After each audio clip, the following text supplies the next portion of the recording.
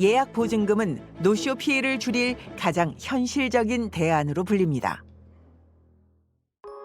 이 예약 서비스 플랫폼은 가게 이용을 원하는 소비자가 정보를 입력한 후 보증금을 결제해야 예약이 완료되는 방식입니다.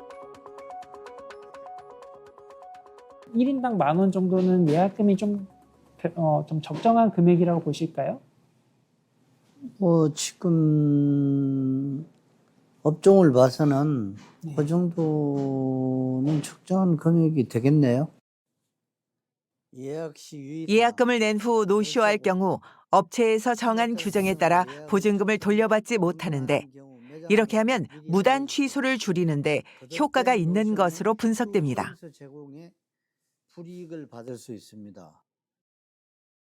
아무래도 그 계약금이 납부되어 있는 상태 같으면 더 긴장을 해서 만약에 계약을 지키지 못할 경우에 전화를 꼭 하겠죠.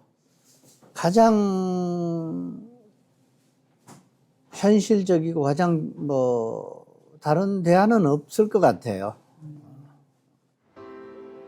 이런 예약 보증금의 근거가 되는 건 2018년 개정된 소비자 분쟁 해결 기준입니다. 현재 돌잔치, 회감연 등 연회시설 운영업에 대해서만 예약 취소 시에 위약금을 규정하고 있으나 이를 개선해서 외식 서비스업을 연회시설 운영업과 그 외의 외식업으로 구분하고 당시 공정위는 연회시설 운영업에 국한돼 있던 예약 취소 위약금에 일반 외식업 분야를 신설합니다. 그전까진 예약 보증금을 받더라도 위약금을 부과할 근거가 없어 분쟁의 빌미가 되었습니다. 이렇게 또 기준을 만드는 것 자체는 그 학습 효과도 있거든요. 교육하는 효과도 있어서 노쇼라는 것이 잘못된 것이구나. 적어도 이 정도의 위약금은 내야 되는구나라고 인식을 바꿀 수 있는 계기가 될 수 있다고 생각합니다. 문제는 실제로 손님에게 예약 보증금을 물리고 있는 업주는 아직까진 일부에 불과하다는 점입니다.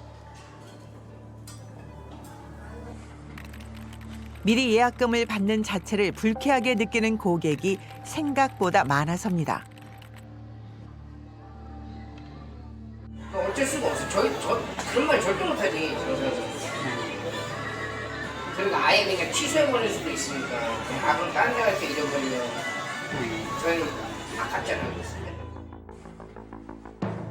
위약금 수준에 대해서도 할 말이 많습니다.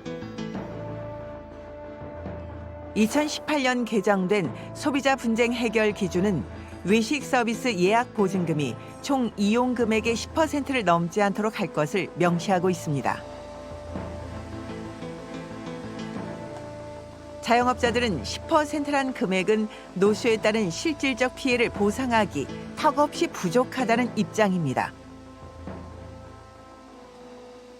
적죠. 10%는 최소 20% 이상은 20%에서 30% 정도는 계약금 정도로 받아야지 그게 이제 좀 안전하게 계약이 진행이 될 것 같아요.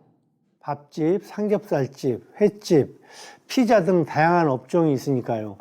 그리고 객단가도 중요합니다. 이 객단가에 따라서 소모되는 물적, 인적 자원의 피해 규모도 다르니까요.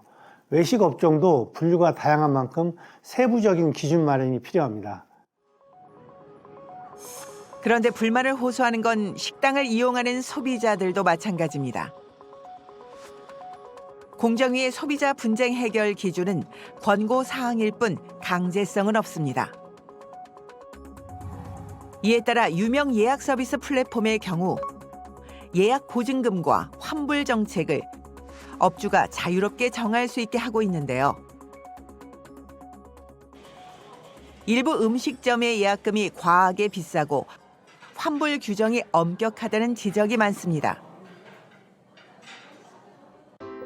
일례로 이름이 꽤 알려진 한 일식집의 경우 식사 가격의 100%를 예약금으로 받고 있으며 방문하기로 한 3일 전부터는 사정이 생겨 취소해도 예약금을 돌려주지 않고 있습니다.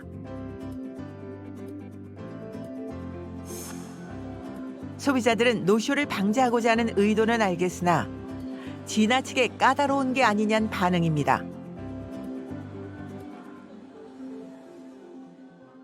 저는 사실 100%까지는 몰랐는데 어떻게 보면은 좀 고객 입장에서는 부담스럽지 않을까. 그건 특수사항이고요. 우리가 이제 지역에 있는 일반 이 음식점 수준은 그런 경우가 없을 걸로 봐요.